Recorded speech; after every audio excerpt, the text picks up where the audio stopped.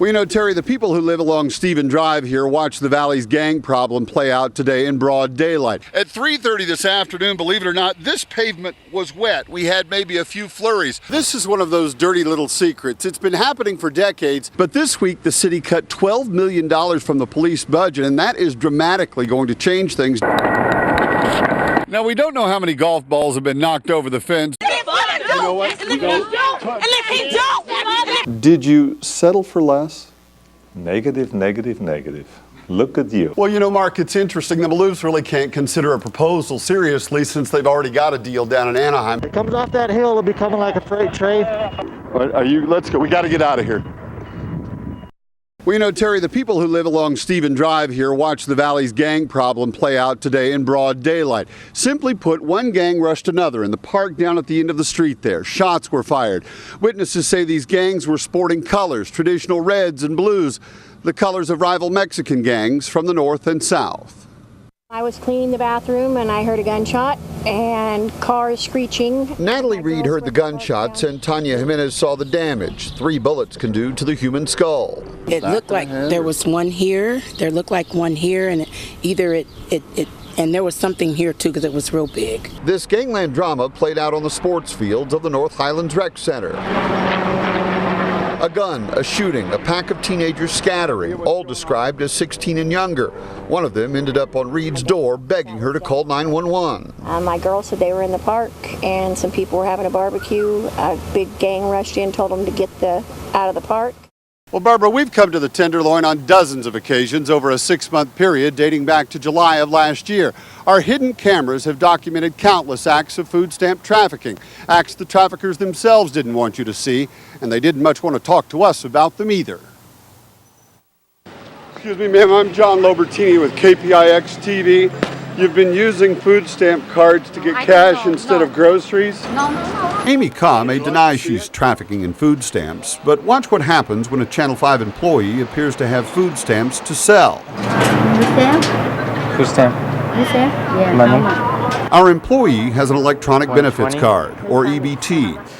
It's the card that now replaces paper food stamps in many California counties.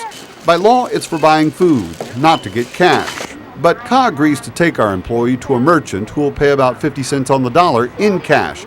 Merchants are key to the fraud because only stores can redeem the stamps at full value from the federal government. In this case, there's a problem.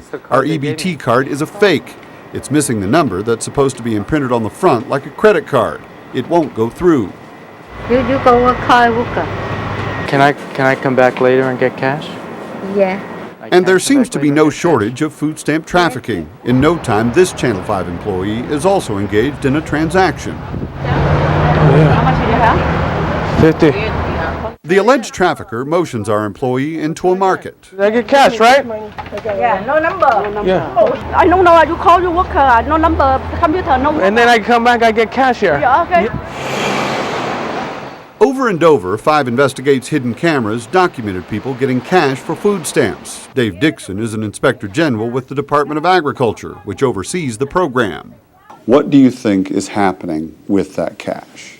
People have an overriding need for drugs, alcohol, whatever, and don't make rational decisions and are willing to sell their food stamps toward the first of the month and worry about food later on. We tried to talk to several alleged traffickers about their apparent illegal activity, like Tron Huang. Can I show you something real quick?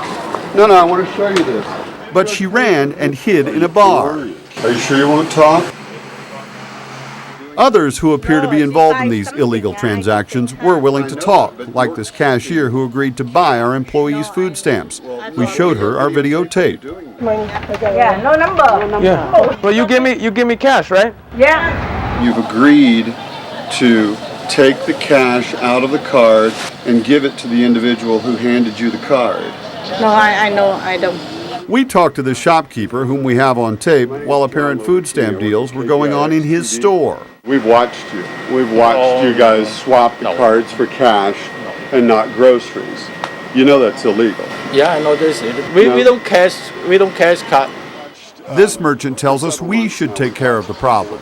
We've got videotape of your people exchanging the food stamp cards for cash. Not me, not with me. Well, we've seen it happen in that store. I'm sorry, I can't. I mean, if you see them, you should catch them. Is it possible that the store owners don't know what's going on here? Absolutely not. He knows what his food inventory is. He knows what's going out his door in terms of his inventory. And he knows what's coming in food stamps. If more food stamps are coming in than food going out, Dixon says the merchant should know the store is trafficking. Dixon also says the EBT card gives the U.S. government a tool it never had before, the ability to track food stamp transactions. If a shop consistently takes in an unusually large amount of food stamps, that can be evidence of trafficking and reason for serious action.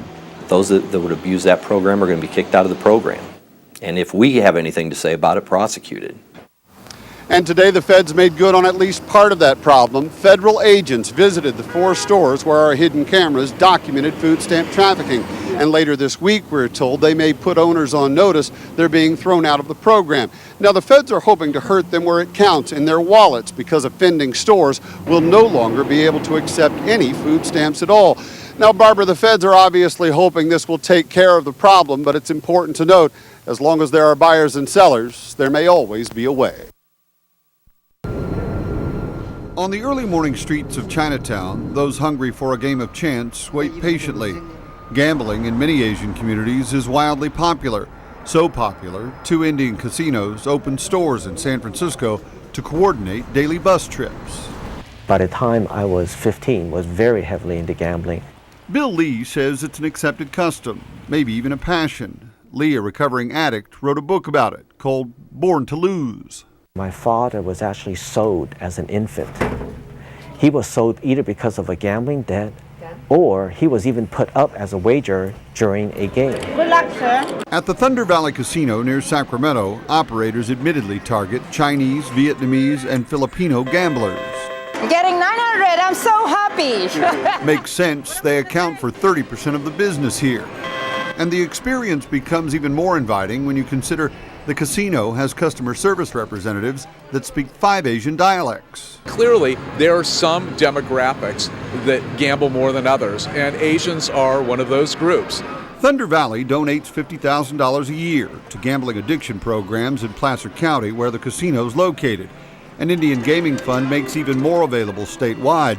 But State Senator Leland Yee says it isn't playing out that way. We have talked to the casinos about looking at helping out with some of the problems that they create back in the communities of these customers. And on both scores, we haven't gotten much of an answer. Big one. Casino employees have also had their share of hardships. Winner. The tribe's sovereign status means they answer to practically no one. Pay scales begin with the federal minimum wage, not the higher rate offered in California. The average wage is less than $9 an hour.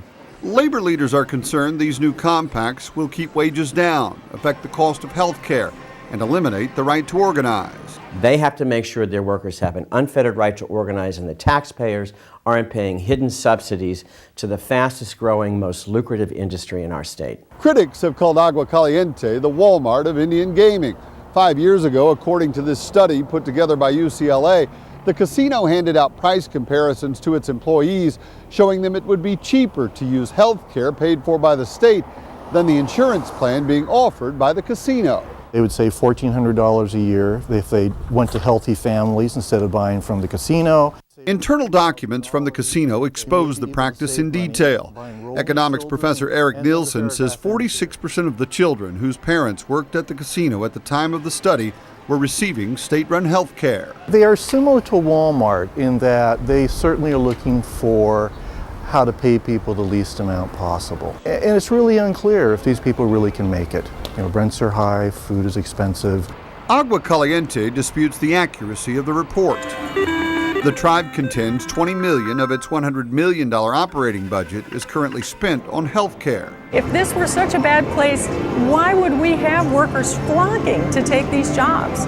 Why would we have people that are coming here at age 65 and saying, I want to work here because I want to provide health insurance to my 75-year-old husband with a heart condition? Blackjack is how Bill Lee coped with stress and depression.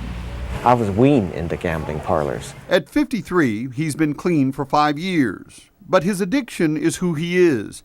As a child, Lee often tagged along as his father moved through some of Chinatown's darkest gambling dens. The way that he held my hand, I can tell if he had won or he had lost.